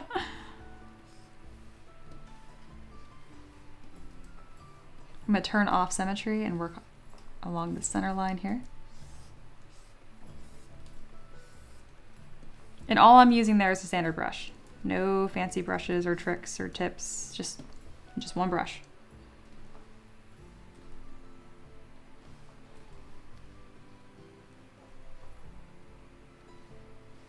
All right, it is finally time to detail the belt, and then we're about done. That will conclude the day.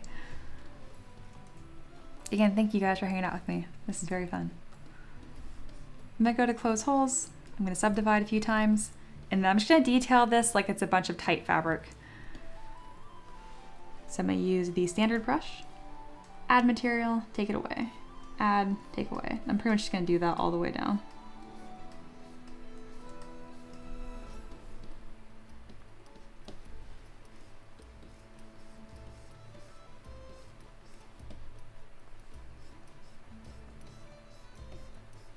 All right. Got some simple texture on there, kind of like this ruched look. Isn't it crazy how fast that happens?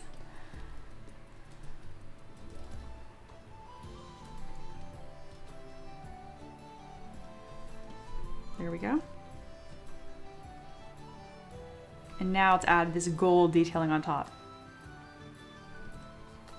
When Dahlia says, Mia, how much memory does ZBrush use on average? I tried using Blender and it was gobbling up 24 gigabytes of, what the heck? You had a render going on. You were using like Cycles or Eevee by accident. But anyway, Blender is better than that. All right, I'm just bringing up my activity monitor so you can just see it yourself. It'll pop up in a second here. So 100% of a CPU just means it's using one core. So currently OBS is using one core and a little bit. I think this is 8 core or something. ZBrush is not even showing up on here because it's not doing anything. All right, there it is. So ZBrush is using half a core right now. If I do an operation like Dynamesh or something, it'll go up, but it is not very CPU or GPU intensive, honestly. And if you had to pick one or the other, it's definitely on the CPU side. A lot of people think that you need a really good graphics card to use ZBrush, but that's not really how it works. ZBrush technically isn't a 3D program. It's 2.5D. It just stitches together a bunch of 2D pictures. It's weird. But it also means that you can run it on a potato. To be clear, you can overwhelm the potato. Like, Paint can tell you about that. Don't get me wrong, when you're first learning ZBrush and stuff, you're gonna crash the crap out of it because you're gonna click buttons that are asking huge operations and you don't know why. That's what you probably did with Blender on accident. Good question though, I'm happy to share. All right, a bit more gold detail and we're set. All right, I'm going to keep all of the different skirt options here for students in the future that watch my streams. You guys get access to everything here. I share every single subtool and stuff. So let me share that with you. Oh look, a rare moment where I share my full screen. Okay, so this is a good piece to kind of like construct off of. So I think it's important to share that. There we go. I'm gonna call this folder skirt build, and then any pieces I use to construct that skirt, I'm going to share with you guys. I have a Google Drive folder that I share on Discord with all of my students. Here we go. If you don't have access to that, that means you're either not a student or you're lost. And if you're lost, just let me know. I'll be happy to make sure you find your way. All right, that is our test skirt. Great, so you guys got 3 different things to build from. I know Empress at the very least is gonna have a ball with that. So yeah.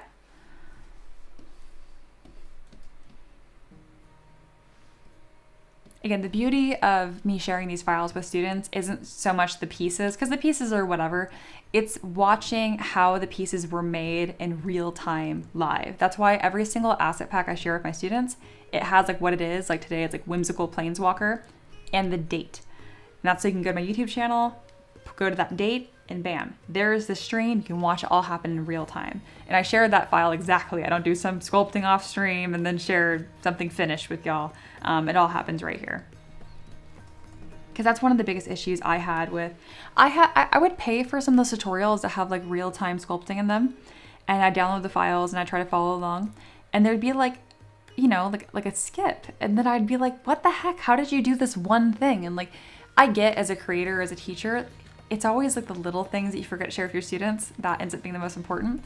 But as someone that bought these stupid things, I was so mad because I was like, I know how to do this, but it's like this one button that I'm looking for and I couldn't figure out. So I make sure to not do that to my students. All right, let's go ahead and duplicate this and then create this beautiful curved filigree detail on top. This is one of the few times that I am gonna go over the center line to kind of create some interesting pattern on here, I think. Kind of just looks like a knot. Kind of looks like a butterfly. Maybe I should lean into that.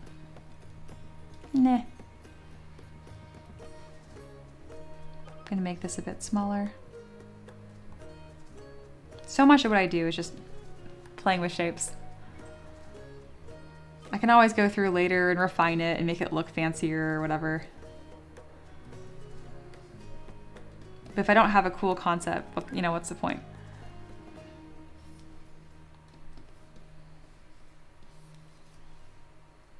And you can tell, like, I'm quite literally scribbling. This is why one of my favorite assignments for my students is create bad. And it's like, people pay me so I can tell them to make bad art. Yes. Yes. It seems like when people are learning how to draw with like a pen and paper, you know, like normal 2D drawing, you guys understand the concept of a sketchbook. And then for some reason we get into 3D. You guys forget the concept of a sketchbook entirely. And every time you sit down, you're like, I'm going to create a masterpiece. And I'm like, what? So that's like the first thing I have to unteach my students.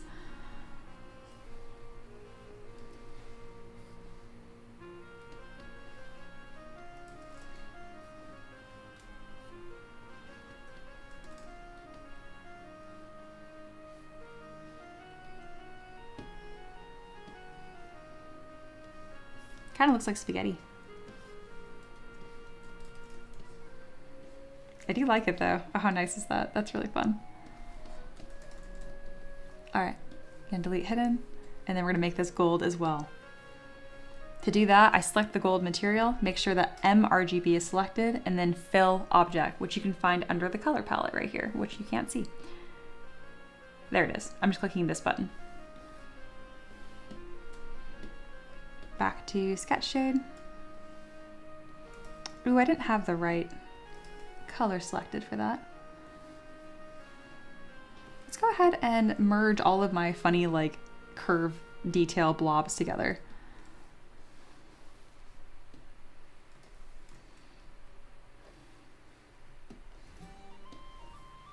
We'll call it gold details.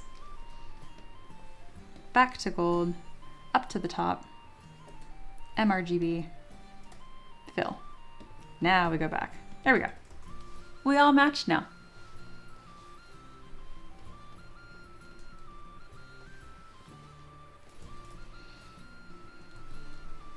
And then I think I'm gonna just add some like fun frilly details right here. I don't know why this one's all crinkled and weird. To the skirt. I just think that would be a nice little thing to add.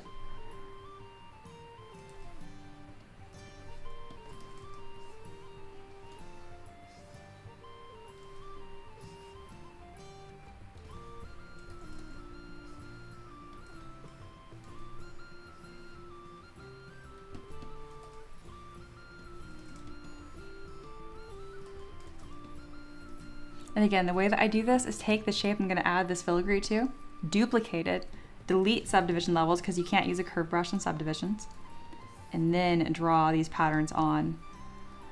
I'm just keeping the base shape here as a like guideline. I'm going to delete it once I'm done.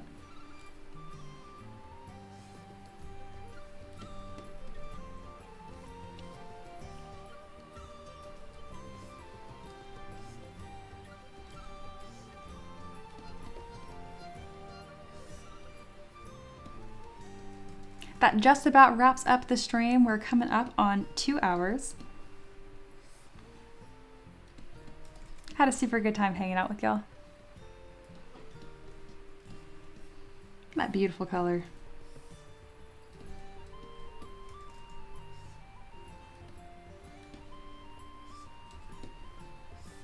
I hope you guys have some time to create this weekend. If not,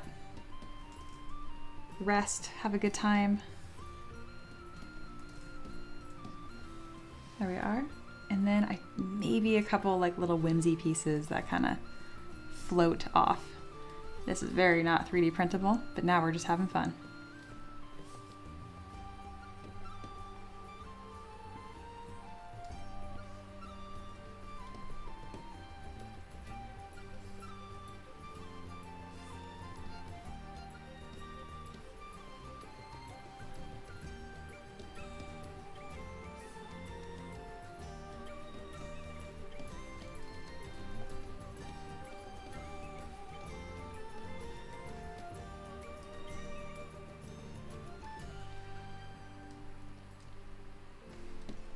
There we go.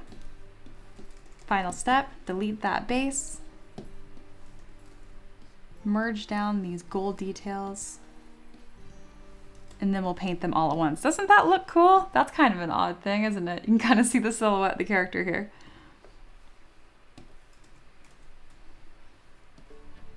There we go.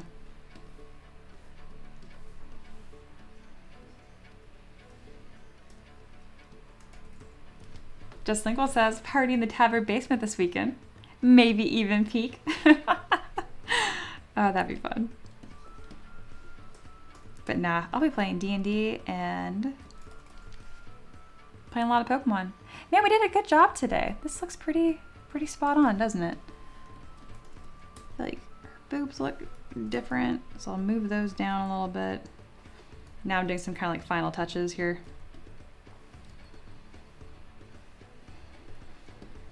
Not bad at all. I'm proud of that. And I already labeled everything. Crazy. I usually forget to do that. All right. Let's make sure I have preview AO turned on. Let's bump that up for some extra drama. I love me some contrast. And if you're working in ZBrush and you're like, my scene doesn't look like that, I know. It's super ugly by default. I spent a lot of time messing with my lighting and my color and my background, so don't feel bad.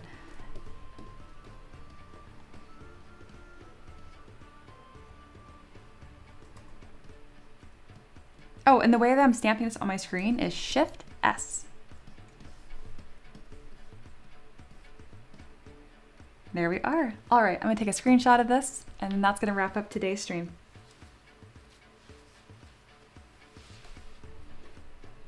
Screenshot time.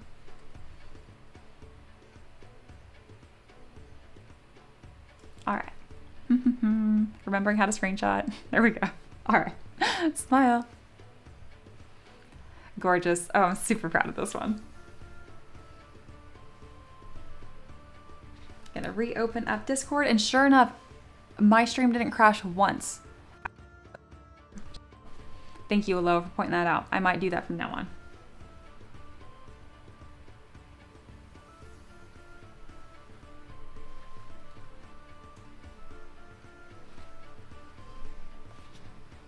And then Sun asks, do you also create see-through material like that silk?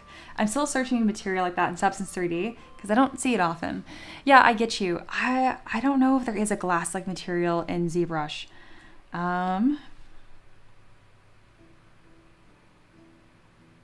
No, there's not. Substance will definitely have one though. The best you can get here is kind of like this like reflective material.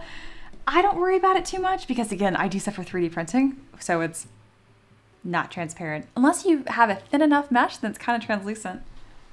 Yeah, stupid Discord. I know, right?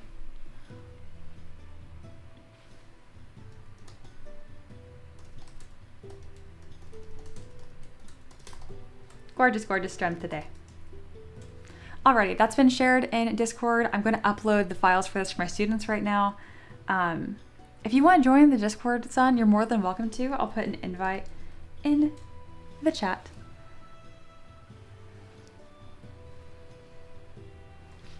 Perfect. Well, that was fun as heck. I have enjoyed doing these streams so much where I kind of focus on like an asset or like an outfit and then just sculpt all of that because I think it's easier to learn from and it's a little more interesting too. Then we don't just get hung up on one thing. It's instead like creating the whole vision of it, you know?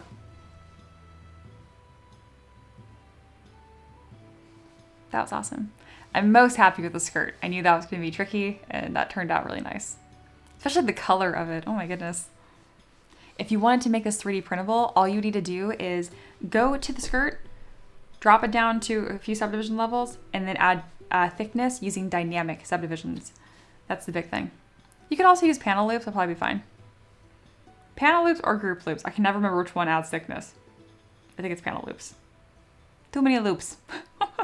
Edge loops, poly loops, group loops, panel loops. I think there's more too. Oh goodness. As of right now, I've been streaming twice a week. That's going to be the case for at least one more week.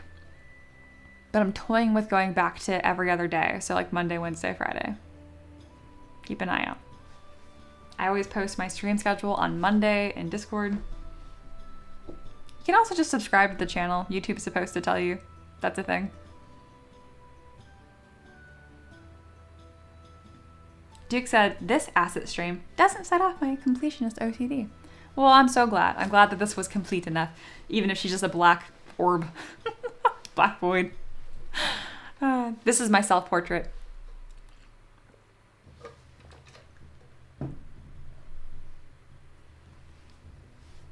I really appreciate you guys coming and hanging out with me, chatting.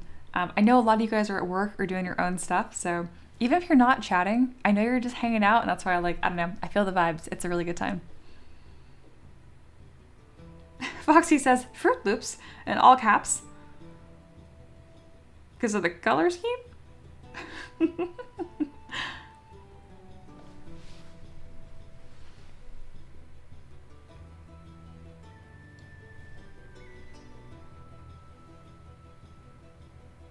Oh, there you are. Mia's not watching us. Let's cause problems. There it is. I was like, that's true. I said I wasn't going to be in the Discord exactly an hour ago. Oh, Bunny has some new, what is it? Book building, bookkeeping. That's not it. Anyway, he's like learning how to bind books. Bookbinding course. Very cool. All right. That is a wrap for today. Again, I really just love these streams so much. I'll see you guys again next week. If you have any questions, join Discord, ask me there, or catch me next week. I think that's everything. Anything else you need to know is just in the description of this video. So, we're set.